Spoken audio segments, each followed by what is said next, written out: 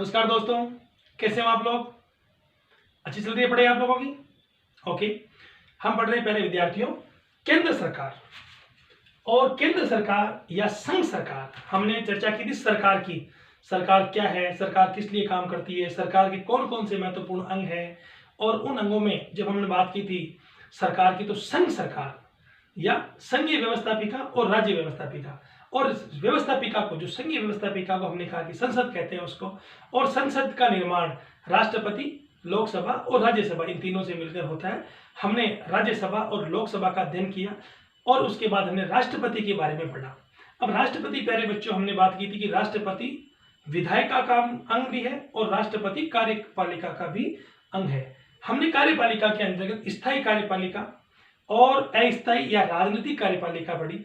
और राजनीतिक कार्यपालिका के अंतर्गत हमने दो प्रकार की, नाम मात्र की या औपचारिक, या हम कह सकते हैं केवल कानूनी या वैधानिक कार्यपालिका, जिसे हम राष्ट्रपति कहते हैं। और वास्तविक कार्यपालिका जो डी फैक्टो होती है, उसे हम बाद में प्रधानमंत्री कहते हैं। तो इस प्रकार से हमने राष्ट्रपति के बारे में अध्ययन किया कि जो कार्यपालिका का प्रधान होता है। आज प्यारे विद्यार्थियों, जो कार्यपालिका है, भारत की जो संघीय कार्यपालिका है, उसमें जो संविधान का भाग 5 संघ, और संघ में जो कार्यपालिका है उसमें कौन शामिल है, राष्ट्रपति शामिल है।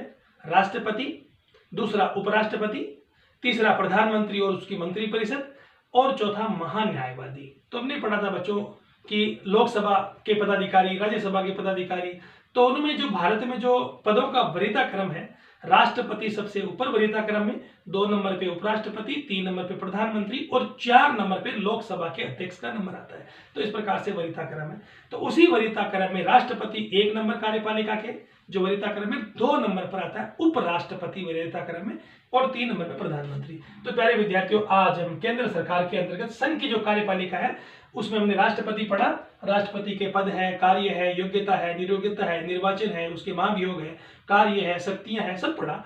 आज हम बात करते हैं भारत का उपराष्ट्रपति और उपराष्ट्रपति के कार्य, अधिकार और शक्तियां। तो प्यारे विद्यार्थियों, भारतीय संविधान के अनुसार अनुच्छेद 63 से 71 तक उपराष्ट्रपति के बारे में प्रावधान किए गए हैं।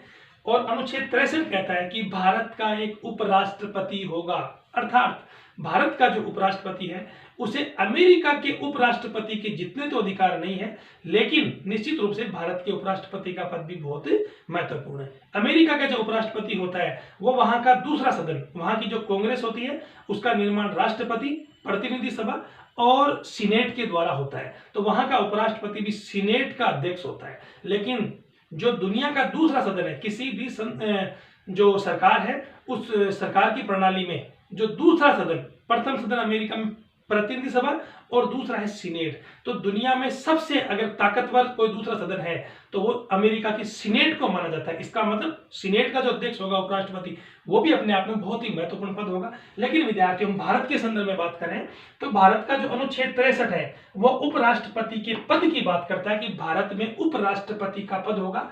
अमेरिका उपराष्ट्रपति का पद जितना महत्वपूर्ण होता है उतना भारत का महत्वपूर्ण नहीं है। केवल राष्ट्रपति की अनुपस्थिति, अगर भारत में राष्ट्र